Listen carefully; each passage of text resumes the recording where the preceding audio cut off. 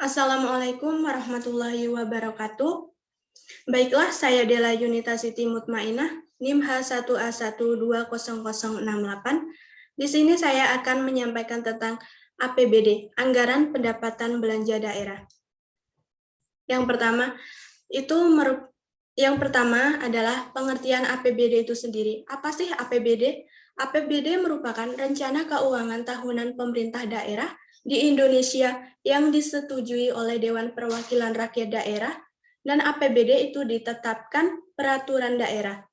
Tahun anggaran APBD meliputi masa 1 tahun mulai dari tanggal 1 Januari sampai tanggal 31 Desember. Sedangkan pengertian APBD menurut Undang-Undang Nomor 17 Tahun 2003, Pasal 1/8 tentang Keuangan Negara, APBD merupakan suatu rencana keuangan tahunan pemerintah daerah yang disetujui oleh Dewan Perwakilan Rakyat. Selanjutnya yaitu APBD. APBD itu terdiri dari apa saja sih? APBD itu terdiri dari anggaran pendapatan yang meliputi PAD, yang meliputi pajak daerah, retribusi daerah, hasil pengelolaan kekayaan daerah, dan penerimaan lain-lain.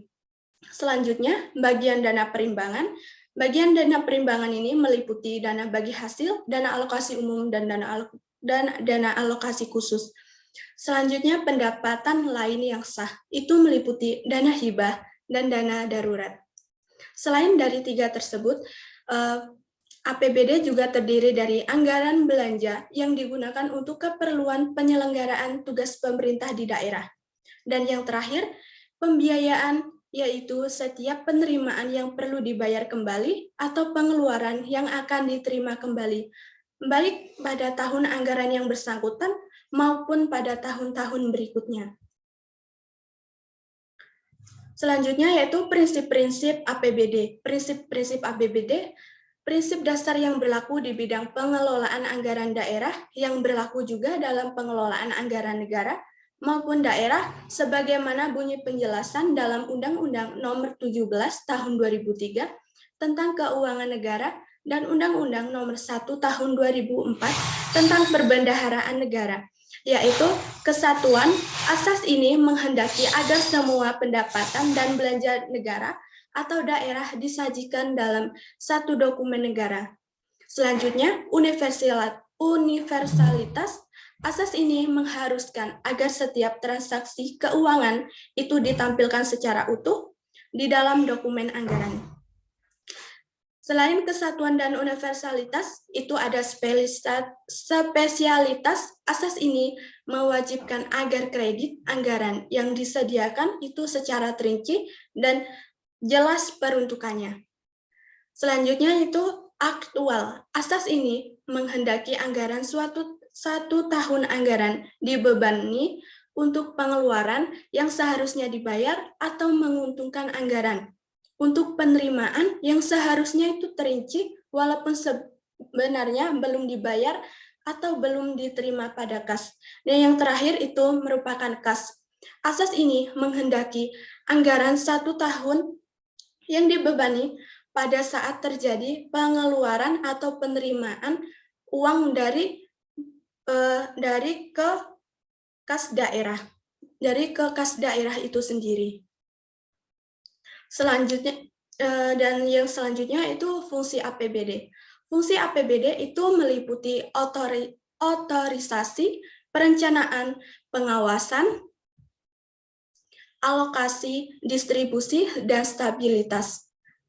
Pengertian otorisasi sendiri itu merupakan anggaran daerah menjadi dasar untuk melaksanakan pendapatan dan belanja pada tahun yang bersangkutan.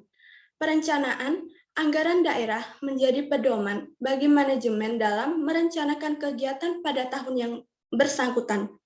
Selanjutnya pengawasan. Pengawasan daerah itu menjadi pedoman untuk menilai apakah penyelenggaraan pemerintahan itu sendiri. Berikutnya alokasi. Alokasi ini merupakan anggaran daerah harus diarahkan untuk menciptakan lapangan kerja atau mengurangi pengangguran dan pemborosan sumber daya, serta meningkatkan efisiensi dan efektivitas perekonomian. Selanjutnya yaitu distribusi. Distribusi itu merupakan kebijakan anggaran daerah untuk memperhatikan rasa keadilan dan kepatutan. Dan yang terakhir itu stabilisasi, merupakan anggaran pemerintah menjadi alat untuk memelihara dan mengupayakan keseimbangan secara fundamental perekonomian daerah itu sendiri. Dasar hukum APBD. Dasar hukum APBD itu meliputi pemerintah daerah diberi kewenangan untuk mengatur dan mengurus urusan sendiri. Pemerintahan menurut asas ekonomi dan tugas perbantuan itu sesuai dengan Undang-Undang Nomor 32 Tahun 2004 tentang pemerintah daerah dan Undang-Undang Nomor 33 Tahun 2004 tentang perimbangan keuangan antara pemerintah pusat dan daerah, anggaran pendapatan dan belanja daerah yang disingkat dengan APBD.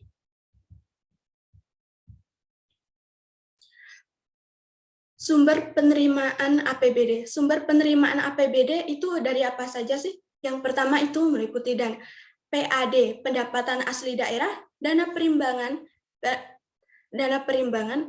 pinjaman dan pinjaman daerah.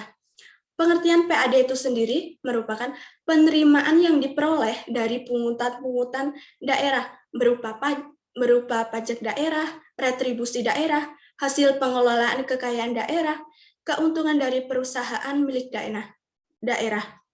Dan yang selanjutnya sumbernya itu dari dana perimbangan. Dana perimbangan itu meliputi dana alokasi umum, dana alokasi khusus, dan dana bagi hasil. Selain dari PAD dan dana perimbangan, itu sumber penerimaan APBD juga dari pinjaman daerah itu sendiri. Dari pinjaman daerah merupakan pinjaman kekayaan daerah yang tidak dapat dipisahkan, jasa giro, dan pendapatan bunga. Keuntungan selisih nilai tukar rupiah terhadap mata uang asing. Dan yang terakhir itu klasifikasi belanja menurut urusan wajib.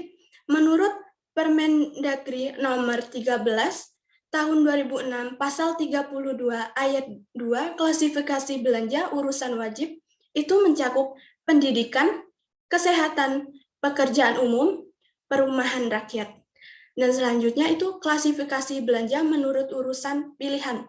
Itu meliputi pertanian, kehutanan, energi dan sumber daya mineral, pariwisata, kelautan, dan perikanan. Dan yang terakhir itu klasifikasi belanja menurut urusan pemerintah, organisasi, fungsi, program, dan kegiatan serta jenis belanja. Yang pertama, belanja tidak langsung meliputi belanja pegawai, bunga, subsidi, hibah, belanja bagi hasil, bantuan keuangan, belanja tak terduga. Dan belanja langsung meliputi belanja barang, jasa, dan belanja modal. Sekian presentasi dari saya, kurang lebihnya saya mohon maaf, dan saya akhiri. Wabillahi taufik wal hidayah. Wassalamualaikum warahmatullahi wabarakatuh.